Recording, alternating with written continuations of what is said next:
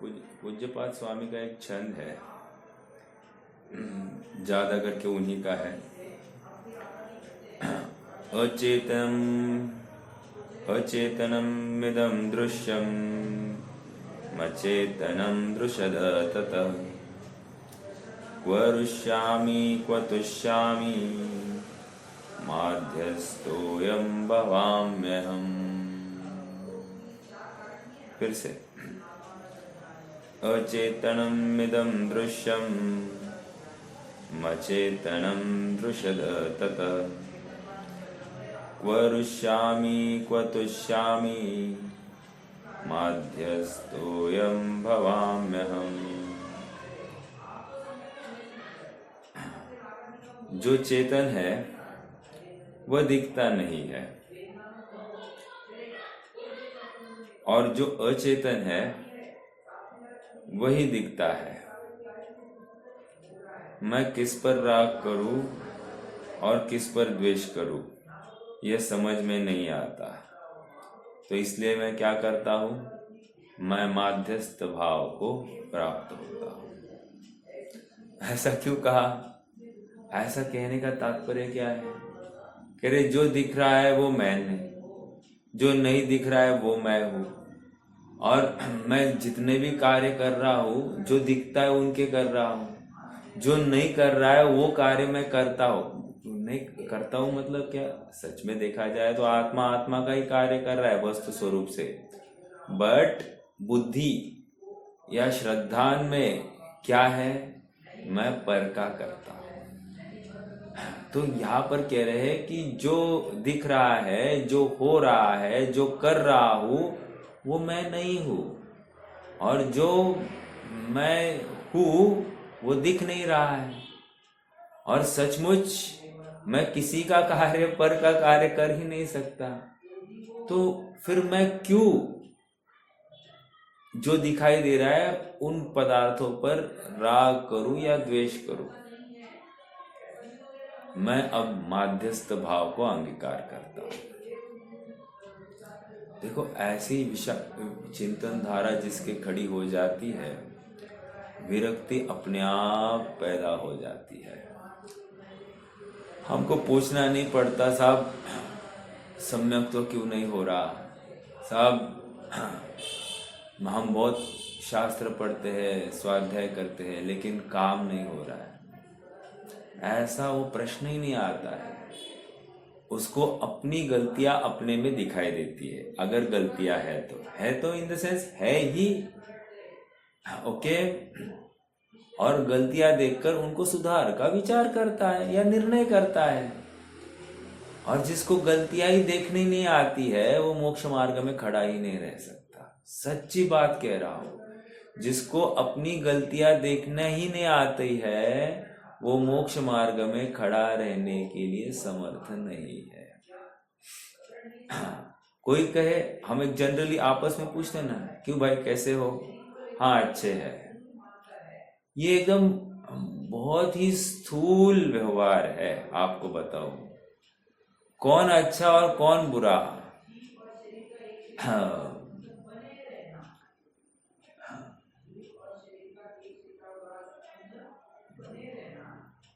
ऐसे में क्या है भैया, किसका है वो जैन शतक में, ऐसे में भैया मेरे काहू की,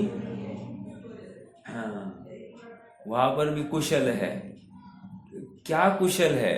मतलब शरीर व्याधि का मंदिर है, संयोग सब विपरीत है, कोई भी अनुकूल नहीं है, शरीर झुरता हुआ जा रहा है, झुर्रियां आ गई है, बाल सफेद हो रहे हैं, भूख कम लग रही है, शक्तिहीन हो गई है। ऐसे में भाई मेरे कहो कैसी ये कुशल है? हम कैसे कहें कि हम कुशलता में बैठे हैं, और हम उत्तर क्या देते हैं? हाँ बढ़िया है। नहीं भाई, ये छलावा है। समझ में आ रहा है क्या? जो अपनी वस्तु है उसके तरफ ध्यान नहीं है, और जो पराई वस्तु है उसके बारे में ही दिन रात चिंतन चलता है, चर्चाएं चलती है। कैसे बताए कि हम सुखी है। समझ में आ रहा है? और देखो ना, ऐसा है, ये जीवन एक बूमरैंग की तरफ है। बूमरैंग मालूम है क्या? एक वो, जितना जोर से फेंकते हैं वो चीज, वो दोबारा फिर से आपके पास ही आती है, और जितने जोर से फेंकेंगे उतने जोर से आपके पास आएंगी। बूमरैंग। तो ये जीवन भी वैसा है। तुम जितने तीव्रता से परद्रव्य में प्रवृत्ति करोगे, उतने तीव्रता से तुम्हें परद्रव्य की प्राप्ति होगी। परद्रव्य की प्राप्ति मतलब तुम संसार में भटकोगे। तुम्हारा संसार में भटकना ही योग्य है, ऐसा प्रकृति का कहना है। इसलिए समझना ये है कि हम क्या कर रहे हैं, पहले ये नक्की करें। हम ये क्यों कर रहे हैं, ये भी नक्की करें। इससे मेरा मोक्ष मार्ग प्रशस्त हो रहा है या संसार मार्ग प्रशस्त हो रहा है, इसका विचार होवे। यदि संसार मार्ग प्रशस्त हो रहा है तो चाहे कोई भी हो, मैं उसकी अनुमोदना बिल्कुल नहीं कर सकता। अरे खेद वर्तना चाहिए, खेद वर्तना चाहिए। यदि हमको खेद नहीं वर्त रहा है तो हम पात्र भी नहीं है। और वर्तमान में जो अपनी गाथा चल रही है 222 नंबर, वहां पर कह रहे हैं कि मुनिराज की जो उपाधि है वो सचमुच उपाधि नहीं है, अर्थात इस उपाधि का अवलंबन पतन का कारण नहीं है। वे अभी भी मोक्ष मार्ग में स्थित है। आधार, क्योंकि उनका उसमें किंचित मात्र भी राग नहीं है। एक ऐसी मुद्रा करने में इतना खेद होता है उनको, वो कोई शान शौकत नहीं है जो वीडियो शूटिंग निकाल कर दिखाई जाती है, आहरचर्या नहीं रे बाबा। वो खेद है उनको। वीडियो शूटिंग करा सकते हैं क्या? नहीं, किसी ने कर दिया, अपने आप तो पागल हो। तुम्हें अंतराय नहीं होगी? अंतराय पहले तुम्हें लगेगी, तुम्हें इतना सा खबर हो गई, नहीं चोरी छुपे हो गई तो। अरे तुम इतने समझदार जीव हो, तुम ये चोरी छुपे, ये तर्क तुम्हें शोभा नहीं देते। और यदि तुम्हें पता चले कि चोरी छुपे, मान लो उस समय पता नहीं चला, बाद में पता चला, तो तुम्हें खेद हुआ कि नहीं हुआ? खेद हुआ। अब तुम सजग रहोगे कि नहीं अगले समय में? हाँ, सजग रहेंगे। अगर तुम्हें खेद नहीं हुआ तो तुम अपराधी हो, परिग्रहधारी हो। समझ में आ रहा है क्या? बहुत गंभीर है ये मोक्ष मार्ग, ऐसा हल्के में नहीं लेना। और इस मार्ग को अपने इच्छा के अनुसार मोड़ना, ये बहुत बड़ा अपराध है। कुछ लोग दोनों डगरियों पर हाथ रखना चाहते हैं। वैसे में तुम हो, तुम भी दोनों डगरियों पर हाथ रखना चाहते हैं, और इसलिए तुम महाअपराधी हो, क्योंकि तुमने उच्च पद धारण करके हल्का कार्य किया है। इसलिए तुम महादंड के अधिकारी हो। हाँ,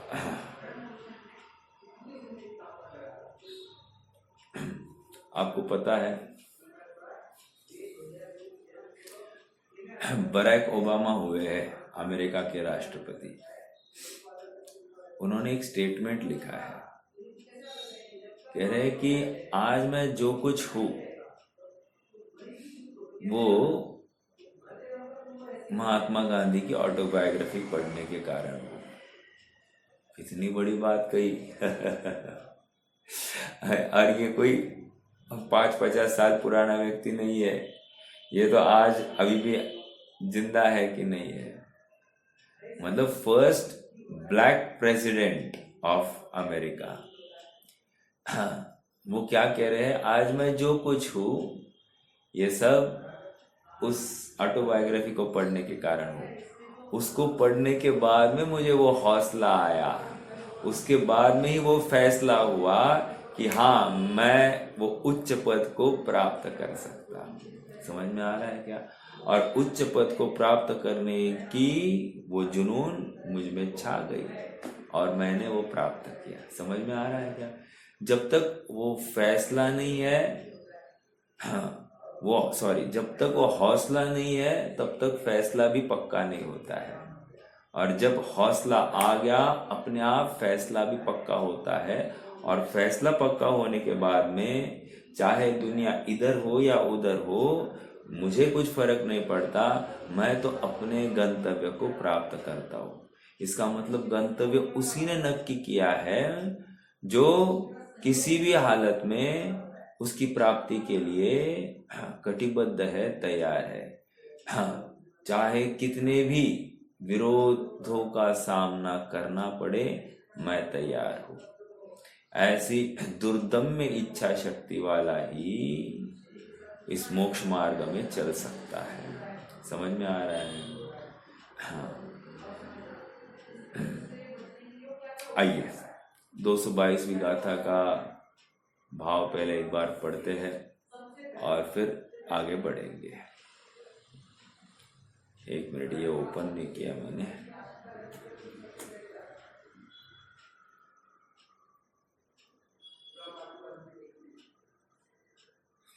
हाँ जी,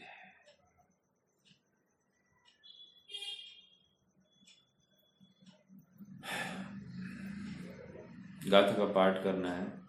छेदो जेन न विज्जति गहन विसर्गेषु सेवमानस समणो तेणिह वट्टदु कालं खेत्तं वियाणिता।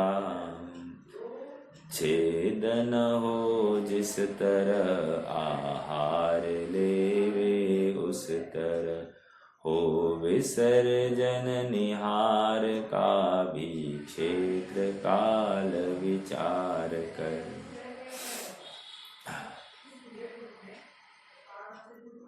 कल अपन ने काफी चर्चा की कि विसर्जन भी कैसा करना है।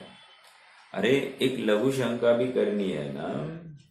लघु शंका करने के लिए भी पहले वन देवता की या वहाँ के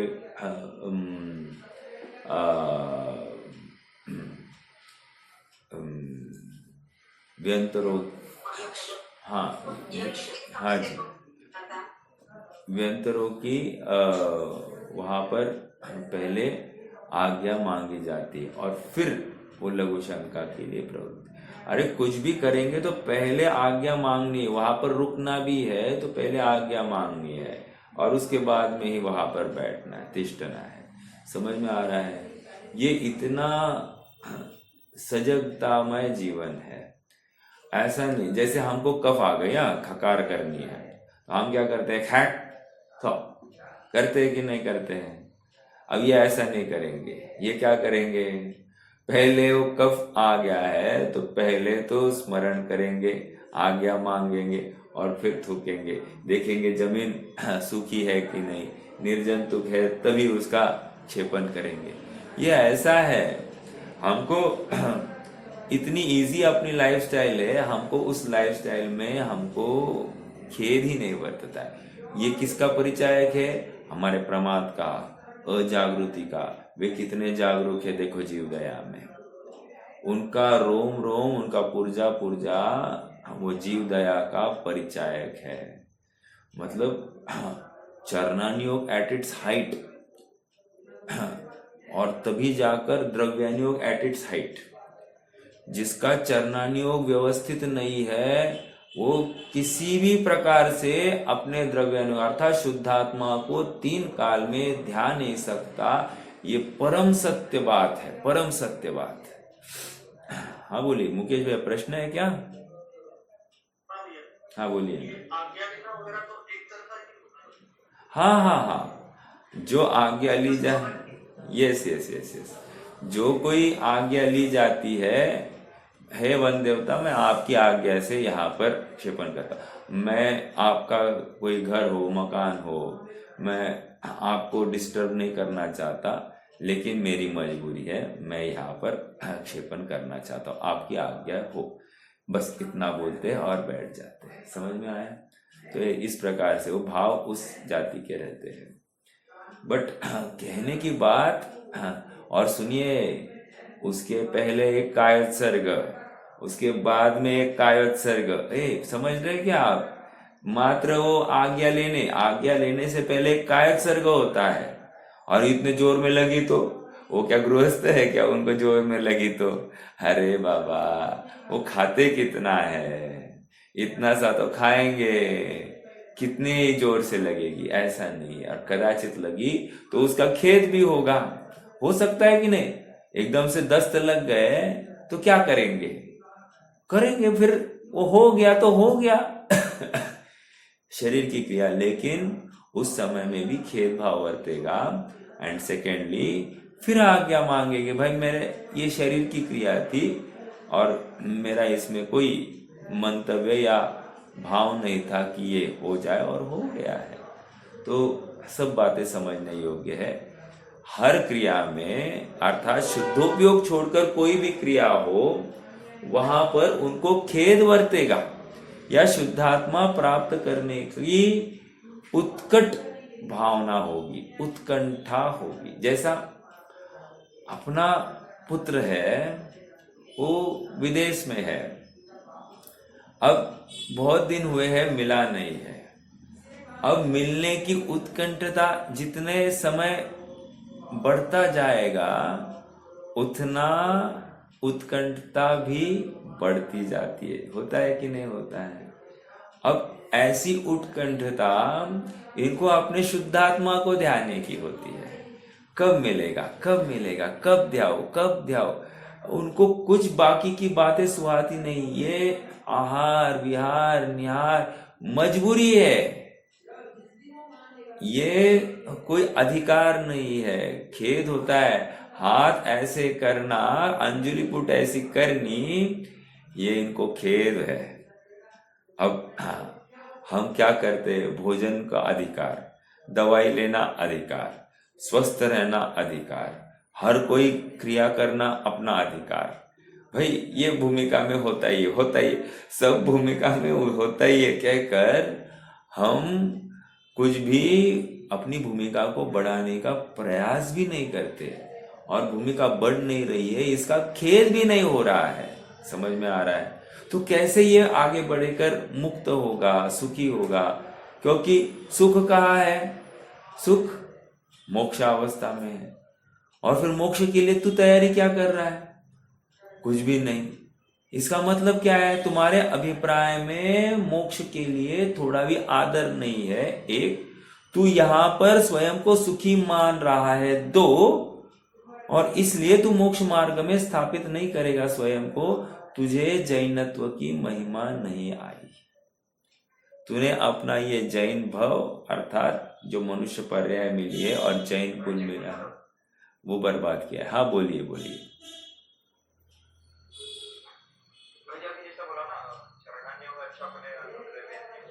बराबर। चतुर्थ गुणस्थानावरती अविरत बोलते हैं, हाँ, उसका चरणान्य बोले तो कैसा है? जैसे चतुर्थ गुणस्थान वाले का बोलते हैं अविरत, हाँ, तो उसका चरणान्य किस हाई, किस लेवल तक है? आप क्या एक्सपेक्ट करते हैं? बोलते ना चरणान्य अच्छा रहा तो चरणान्य, अरे वो उसकी टक्कर। चतुर्थ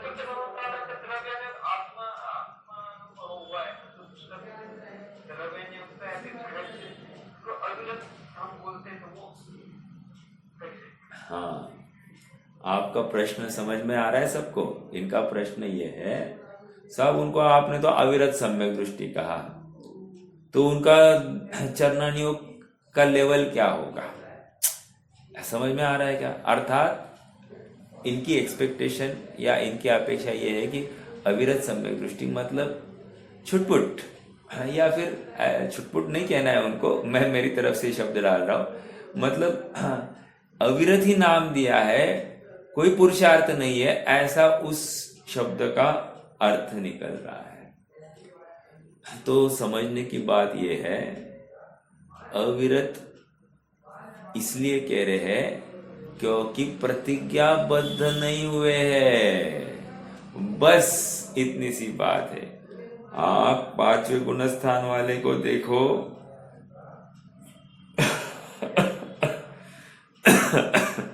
आप 5वें गुणस्थान वाले को देखो और ये 4थे गुणस्थान वाले को देखो, और एक सम्यक तो सन्मुख मिथ्या दृष्टि भी देखो। तीनों लाइन में खड़े करो, आपको एक में भी फर्क नहीं दिखेगा, तीनों एक जैसे दिखेंगे। आप उनमें अंतर ही नहीं शोध पाओगे कि भाई ये मिथ्या दृष्टि है या ये सम्यक दृष्टि है, ऐसा नक्की नहीं कर सकते। एक बार क्या कहा, फिर से बोल रहा हूं, एक सम्यक तो सन्मुख मिथ्या दृष्टि खड़ा किया, आपने तो 4थे गुणस्थान वाला खड़ा किया, मैंने तो मिथ्या दृष्टि खड़ा किया है। तो एक सम्यक तो सन्मुख मिथ्या दृष्टि, एक सम्यक दृष्टि 4थे गुणस्थान वाला, और एक 5वें गुणस्थान वाला संयमा संयमधारी। आप तीनों को खड़ा करो, हाँ, तीनों में आपको अंतर नहीं दिखाई देगा। एक, अब एक कदम आगे चलिए, ये अगर नंगा नहीं होता ना, अर्थात मुनि अवस्था नहीं होती ना, तो आप उनको इमेजिन करो कपड़े में बैठे हैं, तो उनको भी इनके साथ में खड़ा करोगे तो इन चारों में फर्क नहीं दिखेगा। आप पकड़ रहे हैं क्या? अब फर्क क्या है फिर? फर्क इतना ही है, प्रतिज्ञाबद्ध त्यागी और प्रतिज्ञाबद्ध त्यागी नहीं है। समझ में आ रहा है? श्रद्धान सबका एक जैसा है, जबरदस्त, सभी अपने आत्मा को अत्यंत प्रीति से ध्या रहे हैं, तत्परता से, अत्यंत उमंग से ध्या रहे हैं। समझ में आ रहा है क्या? ऐसी बात है।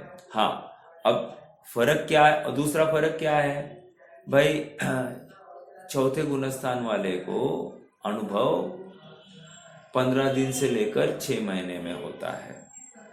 ओके, हाँ, 5वें गुणस्थान वाले को एक अंतर्मुहूर्त से ज्यादा से लेकर 15 दिन के अंदर तक उसको अनुभव होते रहता है, और 6वें 7वें गुणस्थान वाले का तो उनका अंतर्मुहूर्त में ही अनुभव हो रहा है। समझ में आ रहा है क्या? अब इसका आधार क्या है? आधार मतलब क्या? ऐसा कैसे हो रहा है? ऐसा इसलिए हो रहा है क्योंकि उनके अवलंबन घट गए हैं। अब देखना, 4थे गुणस्थान वाले के जितने अवलंबन है, 5वें गुणस्थान वाले के उससे घटते हुए दिखाई देंगे, और 5वें गुणस्थान वाले के जितने अवलंबन है पर पदार्थों के, उससे घटता हुआ मतलब अब सब कुछ छूट गया है, ऐसा 6वें 7वें गुणस्थान वाले का दिखाई देगा। बस ये अवलंबन ही तो टूटा है, तभी तो जाकर क्या हुआ है? परिग्रह पोट उतार सब, लीनो चारित पंथ, निज स्वभाव में थिर भय, वज्र नाभि निर्ग्रंथ। निर्ग्रंथ हो गए। समझ में आ रहा है? अब गांठ नहीं है, शल्य नहीं है, ये संभालना, ये देखना नहीं, कुछ भी नहीं।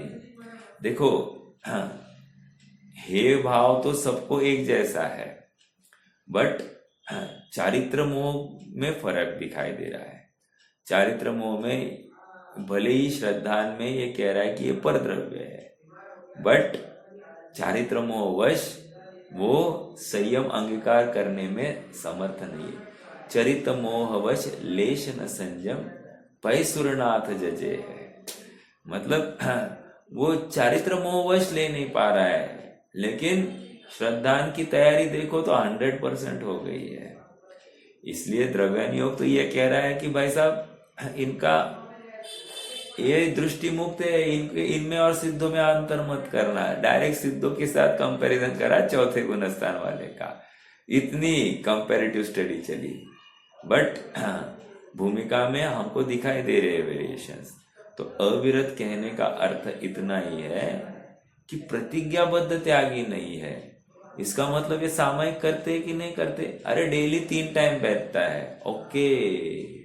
और प्रोषद उपवास करता है कि नहीं करता है? अरे हर अष्टमी 14 को भागता है, वन जंगल में या फिर स्मशान आदि में जाते हैं वो भी।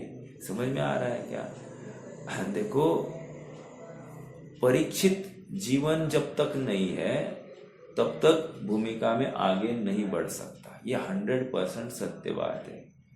जो जिस जीवन में, जिस परिणति में परीक्षा पूर्वक प्रवृत्ति है, वही आगे बढ़ सकता है।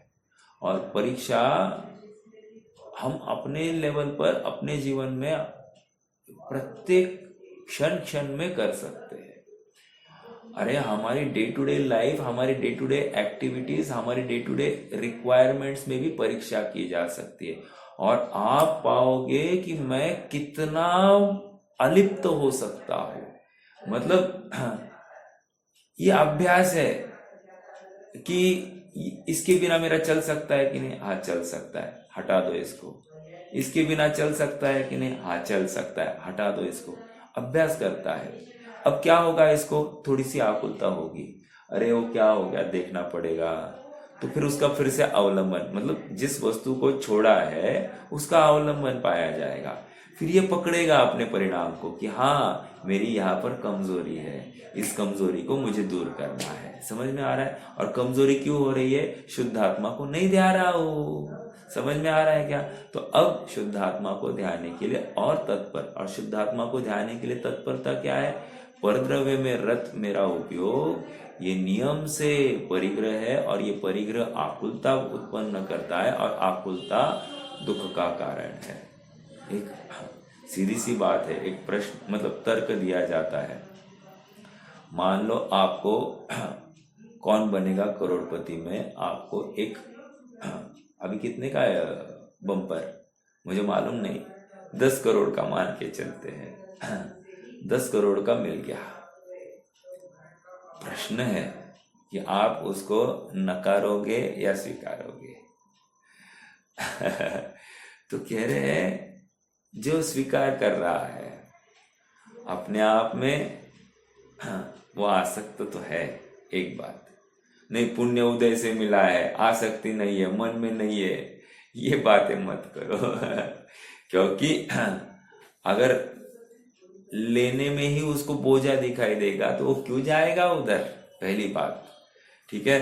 नहीं, चक्रवर्ती भी जाता है। अरे चक्रवर्ती के साथ कंपैरिजन मत करो, वो एक दिन में छोड़ सकता है, तुम नहीं छोड़ोगे, हमको मालूम है। तो हम पुराण पुरुषों के साथ कंपैरिजन नहीं करेंगे, लेकिन अपने परिणामों को बारंबार टटोलेंगे और हम देखेंगे कि हम अगर संयोग मिला तो हम क्या करेंगे।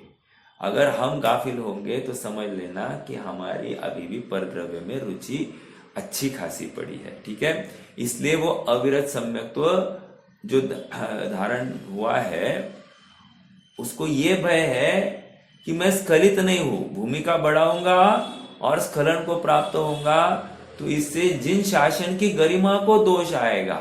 समझ में आ रहा है? इसलिए वो प्रतिज्ञाबद्ध नहीं होता है।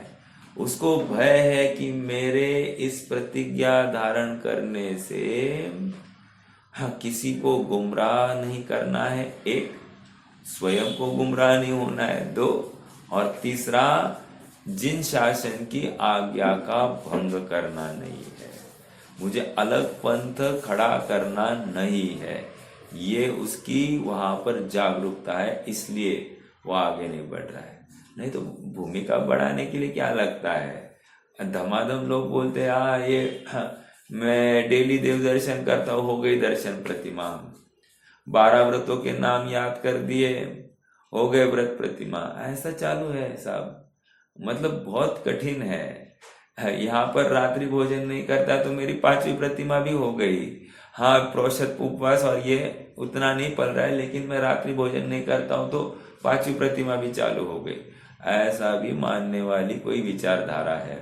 तो अपने बुद्धि के अनुसार कोई मनवाना चाहे तो इसको कौन विरोध कर रहा है?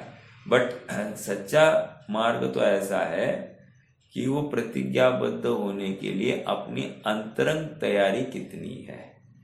और देखो ना, निमित्त नैमित्तिक संबंध देखो, उपादान विशेष रूप से स्वयं में प्रवृत्त होता है, तो स्वयं बाहर में निमित्त के रूप में वहां पर व्रतों का अंगीकार करना अपने आप दिखाई देता है। फिर से बोलूं, उपादान अंतरंग में इतना जबरदस्त हो जाता है कि स्वयं बाहर में व्रतों का ग्रहण करना पाया ही जाता है। समझ में आ रहा है क्या? सेम बात सात्विक गुणस्थान की है। उपादान में ऐसी अंतरंग धगश बढ़ गई है कि बाहर में वहां पर नग्नता प्रकट हो जाती है निमित्त रूप से। इसका मतलब मालूम है आपको, इस उपादान ने निमित्त को जन्म दिया है। हाँ, क्या कहा?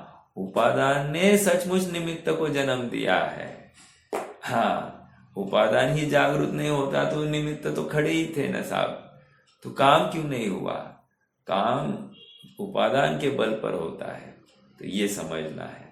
ठीक है, तो अविरत में और इनमें फर्क इतना ही है कि प्रतिज्ञाबद्ध नहीं है। चौथे में और पांचवें में तो कुछ भी फर्क, आप ऐसा बाहर से देखोगे तो कुछ भी फर्क नहीं दिखाई देगा। दोनों इक्वली विरक्त दिखाई देंगे। समझ में आ रहा है? हाँ, ठीक है। और कोई प्रश्न? शुरुआत की क्या मतलब, जैसे जो एकदम स्टार्टिंग है जिसका, हाँ, तो उसने किस पे जाना ये करना चाहिए। हाँ, जब ये अगर नहीं समझा तो ये नहीं मिलेगा, ये नहीं हुआ तो ये नहीं होगा। हाँ, ऐसा भी बैलेंस।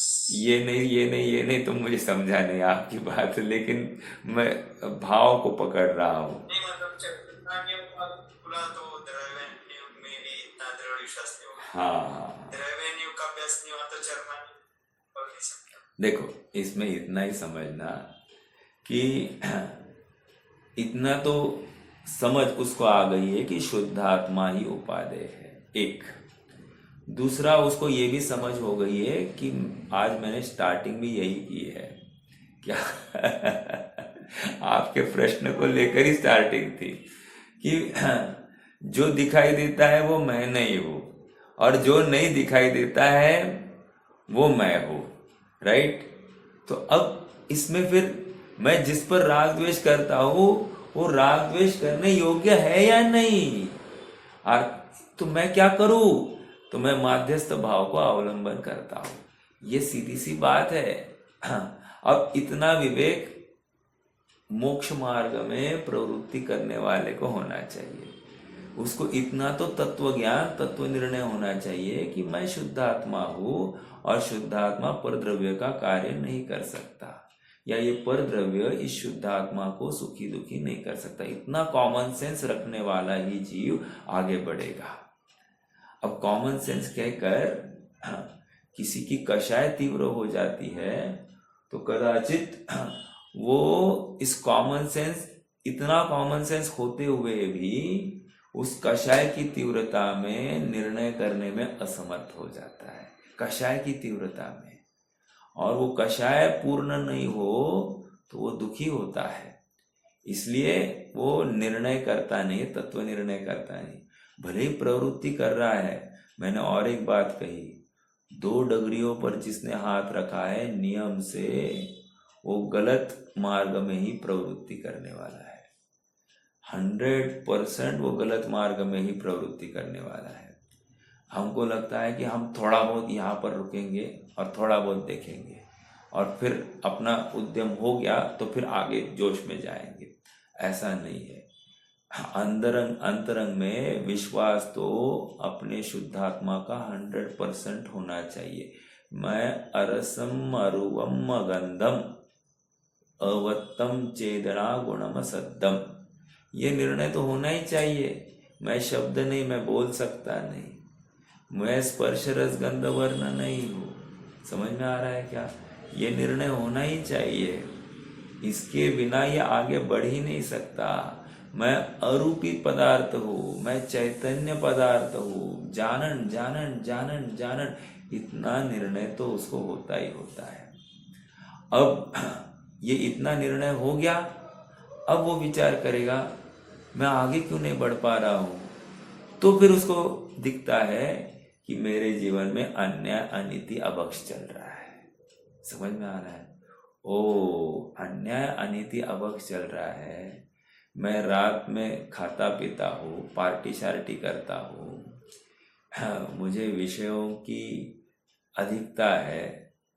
मैंने कल परसों भी आपको उदाहरण दिया था ना, मान लो कोई है कि उसने पहले किसी पदार्थ का त्याग किया था और फिर प्रसंगवश उसको शारीरिक व्याधि के कारण, जो महाअभक्ष नहीं लेकिन अभक्ष की कैटेगरी में भी लिया जाता है, औषधि के रूप में लेने के लिए इजाजत थी, तो उसने औषधि के रूप में लेने की ठान ली, लेकिन लेते समय में आसक्ति पूर्वक ग्रहण किया, तो कह रहे ये परिग्रह हो गया, ये अभक्ष के कैटेगरी में चला जाएगा। क्यों? क्योंकि यहाँ पर स्पष्ट दिखाई दे रहा है कि तुम्हारा शुद्धात्मा की तरफ झुकाव नहीं, परद्रव्य की तरफ झुकाव है। श्रद्धान में हमको दिखाई दे रहा है। समझ में आ रहा है? हमको अपना श्रद्धान चेक करना है, अपना श्रद्धान चेक करना है। अगर श्रद्धान में कचास दिखाई दे तो सुधारना। तो यहाँ फिर से क्या आया? परीक्षक बुद्धि, सेल्फ एनालिसिस, सेल्फ इंट्रोस्पेक्शन अत्यंत अत्यंत आवश्यक है, और यही चरणान योग है। समझ में आ रहा है क्या? और ये चरणान योग क्या कर रहा है? बूस्ट कर रहा है मेरे आत्मिक प्रवृत्ति के लिए मुझे प्रेरित कर रहा है कि मैं शुद्धात्मा को ध्याऊं। नहीं तो कौन इंट्रोस्पेक्शन करता है? मेरा प्रश्न है, इंट्रोस्पेक्शन कौन करेगा? जिसको आत्मा की रुचि है वो करेगा, या जिसको आत्मा विषयों की रुचि है वो करेगा? समझने की बात है ना। जिसको आत्मा की रुचि है वही इंट्रोस्पेक्शन करेगा, जिसको आत्मा अनात्मा की रुचि है वो इंट्रोस्पेक्शन खाक करेगा। समझ में आ रहा है क्या? अब अपन अपने जीवन में विचार करना कि मैं कितना इंट्रोस्पेक्शन करता हूं और कब कब करता हूं। सब एक आध दो दिन में विचार आता है। अरे एक आध दो दिन की बात नहीं, हम तो प्रत्येक क्षण की बात कर रहे हैं। तो ये साधक जीव प्रत्येक क्षण में जागृत होता है। खाते पीते उठते बैठते चलते बोलते सब समय में आहार निहार, आहार से लेकर निहार तक की बात चल रही है। इट्स नॉट ओनली आहार एंड निहार। और आहार के लिए तुम्हें क्या करना पड़ेगा साहब? पैसा। समझ में आ रहा है क्या? तो उसमें क्या कर रहे हो तुम? पापाचरण में प्रवृत्ति है क्या? या तूने अनाप शनाप कमाया है क्या? अनाप शनाप कमाया है तो क्या है? नीति क्या बोल रही है? अन्याय कृतम धनम 10 वर्षे तिष्ठति, प्राप्ते 11 वर्षे स्वयमेव विनश्यति। अर्थात अन्याय से उपार्जित धन तुम्हारा फटाफट चला जाएगा। नहीं, लेकिन हमने देखा है कि गड़गंजे है बहुत। हाँ, तो उनका विश्व में कितना, भोगों में कितना जाता है, तुम्हें खबर है क्या इसकी? जहां तुम 5 रुपए में खर्चा कर सकते हो, वो मान लो घर में अगर कुछ व्यवस्था करनी है तो 100-200 रुपए में होगी, और वही तुम जाकर तुमने होटल की सेवा ले ली, और होटल ही नहीं 5 स्टार होटल की सेवा ली, तो लाखों में खर्चा चला जाएगा। जाएगा कि नहीं? अब ये क्यों हुआ? ये अन्याय से प्राप्त किया हुआ धन इस प्रकार अपना मार्ग ढूंढ लेता है जाने का। समझ में आ रहा है? आप कहोगे लेकिन अन्याय करने वालों को ही ज्यादा मिल रहा है, न्याय करने वाले को कम मिल रहा है। बोलो मत, तुम्हारा पूर्व का पुण्य के हिसाब से तुम्हें मिलने वाला है। तुम्हारे गार्ड का पुण्य ही यथा योग्य फल रहा है और तुम्हें फल देकर जाएगा। तो ये अन्याय आज वर्तमान में करता हुआ भले ही दिख रहा है, लेकिन अन्याय में वहां पर कर्ता बुद्धि जितनी है ना, वो पाप है। समझ में आ रहा है? इसको वहां से हटने का भाव है क्या? नहीं। तो फिर नहीं चलेगी बात। समझ में आ रहा है? जैसे मेरा एक होटल है, होटल, मेरी आजीविका होटल पर चल रही है। और होटल मतलब क्या मालूम है भैया? होटल मतलब एक हलवाई इक्वल टू 100 कसाई। मतलब क्या? 100 कसाई, वो मांस मच्छी मटन वाले जो है ना, उनके यहां पर इतनी हिंसा नहीं होती उतनी एक होटल में होती है। हाँ, अब एक होटल में इतनी हिंसा होती है। अब आप इस होटल में मुझे कार्यक्रम करना, उस होटल में कार्यक्रम करना, इतनी सी एक विकल्प भी रखोगे तो वहां पर होने वाले जितने आश्रय अपने माथे खींच लोगे। अब ये जागरूकता जिसको होगी उसका ही विवेक यथार्थ होगा, उसका ही चरणानुयोग ठीक होगा, उसी को आत्मा याद आएगा।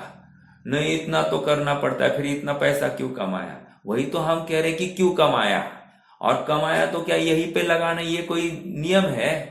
तुम अन्य जगह पर लोक कल्याण के लिए, आत्म कल्याण के लिए क्यों नहीं कर सकते हो? आत्म कल्याण के लिए तुम 1000 बार सोचते हो और 30-40 लाख तुम एक झटके में उड़ा देते हो।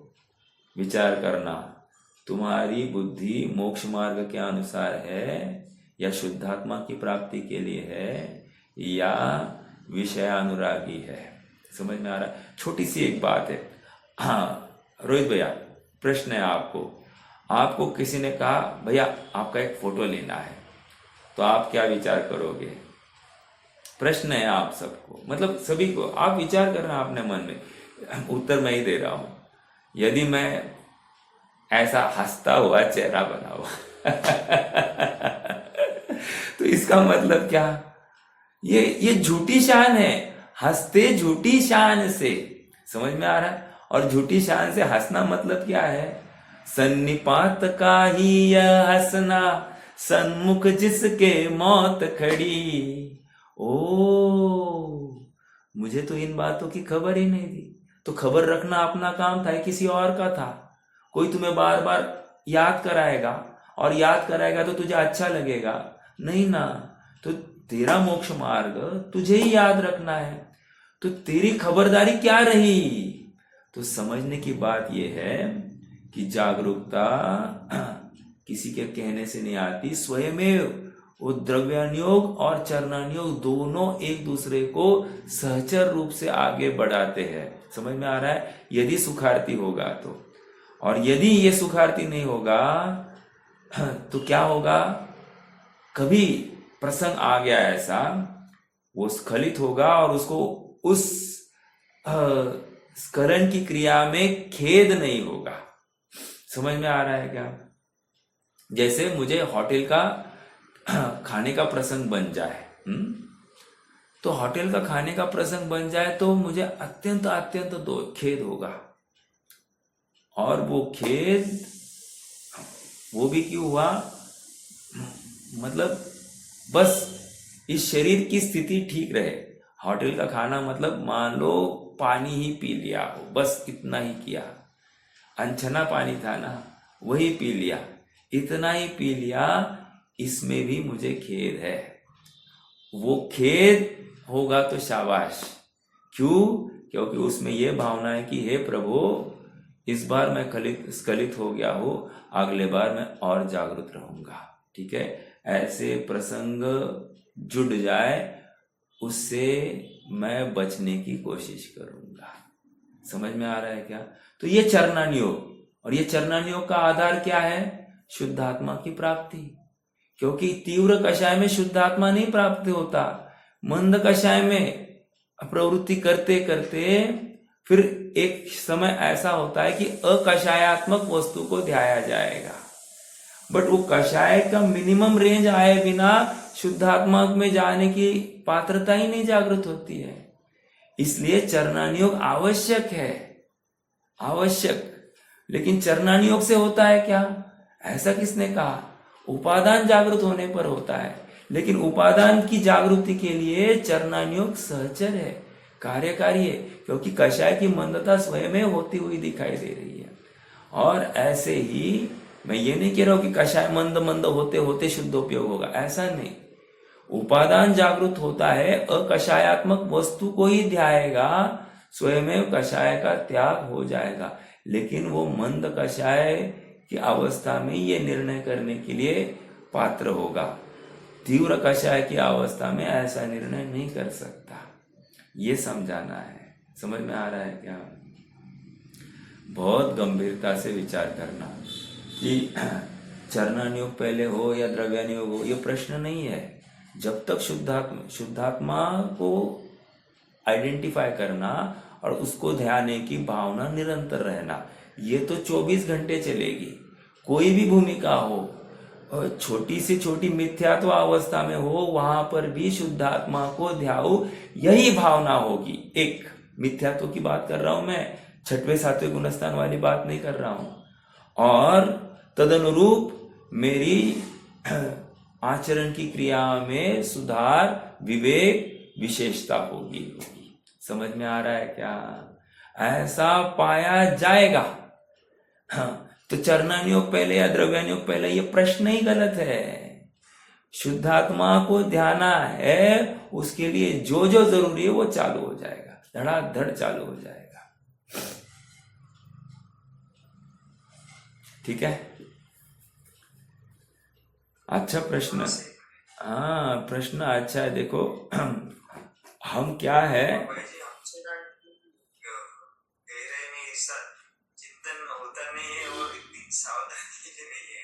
नहीं बराबर है ना। तो ये अभी समझकर हमको ये एक मार्गदर्शक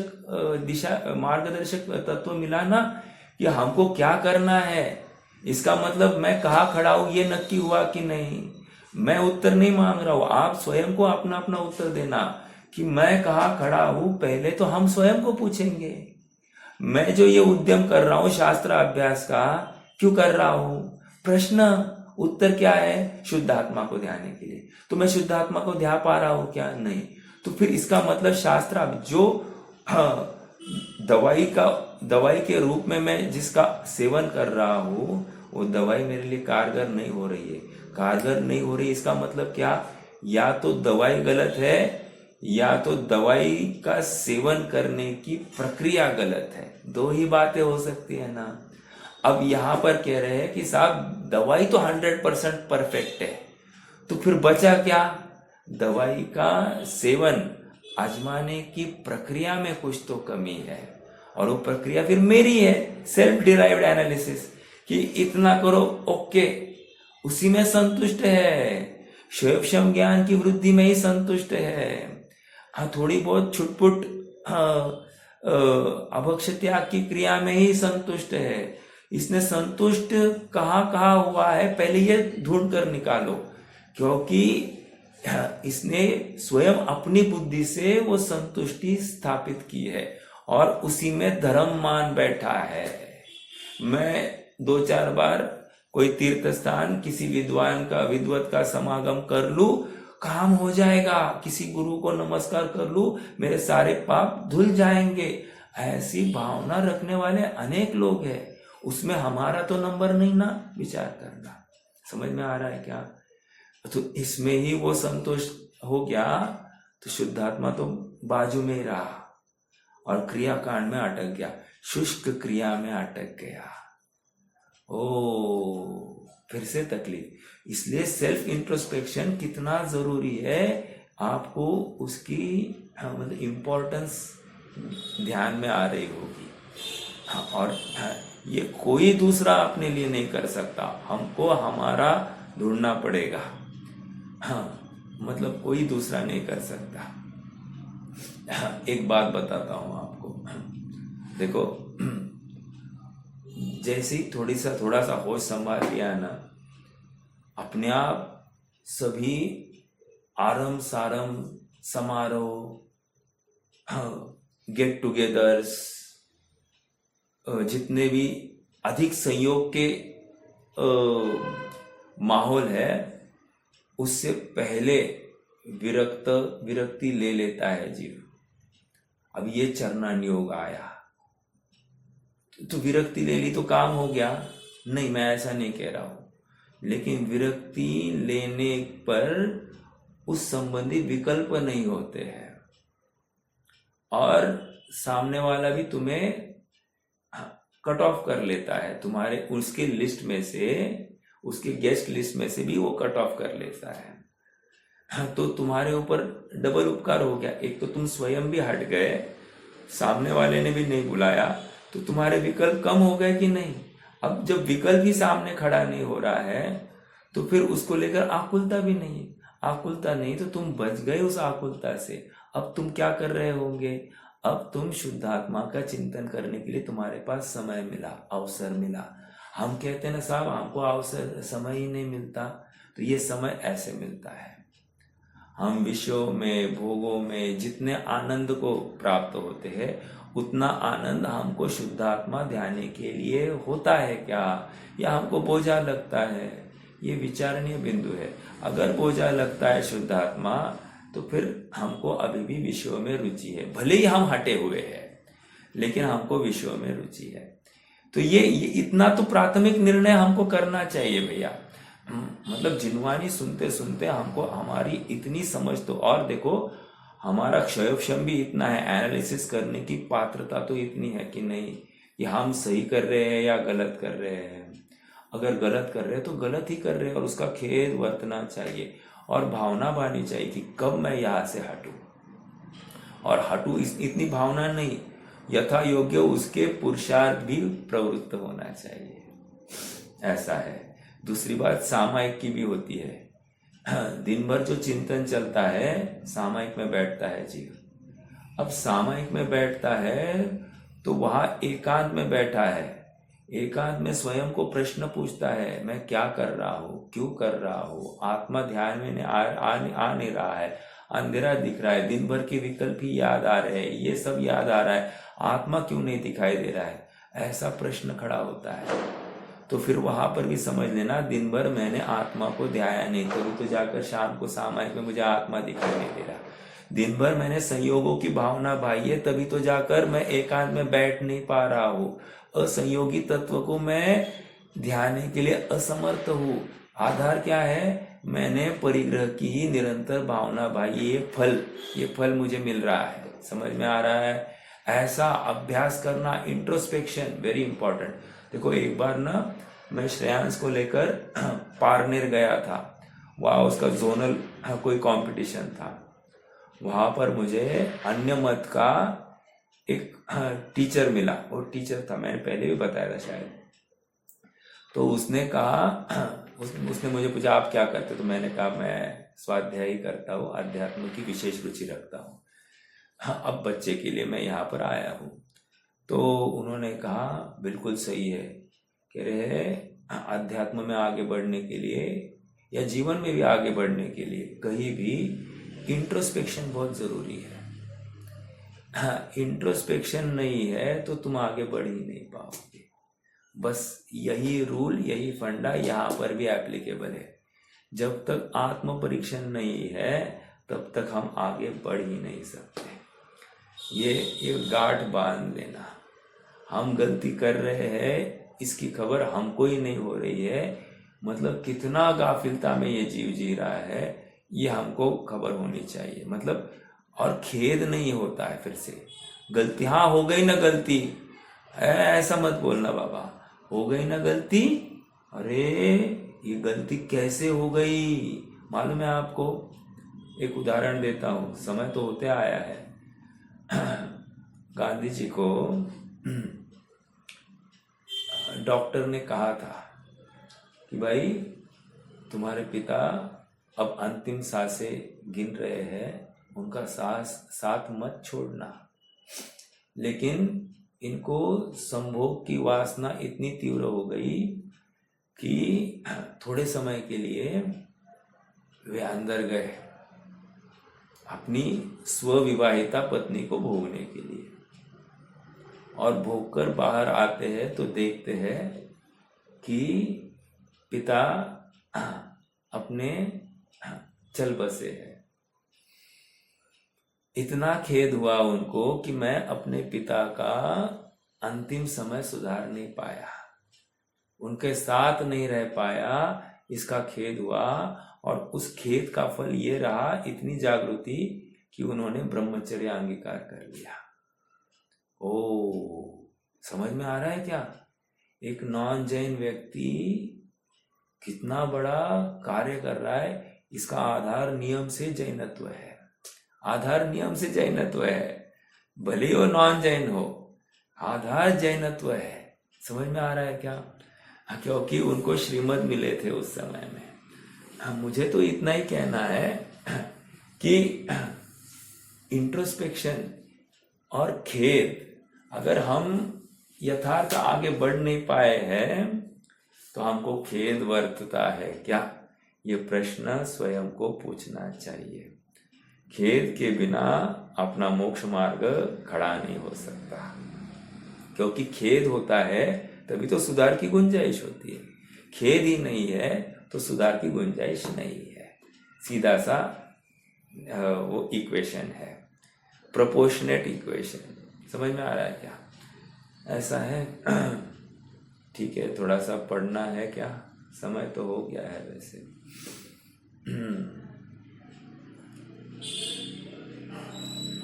देखो, पेज नंबर 77 पर आ जाइए। उत्सर्ग मार्ग में मुनिराज संपूर्ण परिग्रह का त्याग करते हैं। इस कारण उत्सर्ग मार्ग में तो ज्ञानानंद स्वभावी निज आत्मा ही ग्रहण योग्य कहा है। योग्य कहा है नहीं, ग्रहण ही होता है। ठीक है, आगे उत्सर्ग मार्ग मतलब निरापद मार्ग। निरापद मार्ग मतलब 7वां गुण स्थान, सीधी सी बात। ओके, आगे निजात्मा से भिन्न पुद्गलादि पदार्थों के त्याग रूप परम वीतरागी शुद्धोपयोग ही उत्सर्ग मार्ग है। अरे अगले 223 224 इसमें वो क्या कहने वाले मालूम है क्या?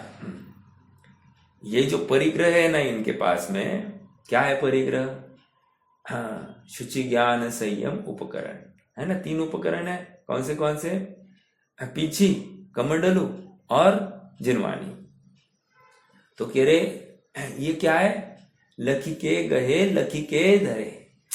मतलब ये उपकरण जो है ये क्रय विक्रय नहीं होता है इनका, जिसकी लोक में वैल्यू ही नहीं है, जिसको कोई चुरा कर ले ही नहीं जा सकता है, और यदि कोई उठाकर ले भी जाए तो इजीली अवेलेबल है, ये स्वयं बना सकते हैं। अर्थात उनको उसको लेकर कोई आकुलता नहीं होगी।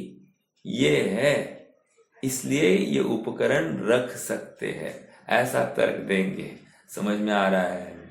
तो निरापद मार्ग में आपदा आने के अवसर भी घट जाते हैं, और जितना भी उपधि है अर्थात संयोग दिखाई दे रहे हैं उपकरणों के रूप में, वो भी अपना बल, आत्मिक बल, शुद्धोपयोग बढ़ाने के लिए ही है, अपने संयम को विशेष लेवल पर ले जाने के लिए है।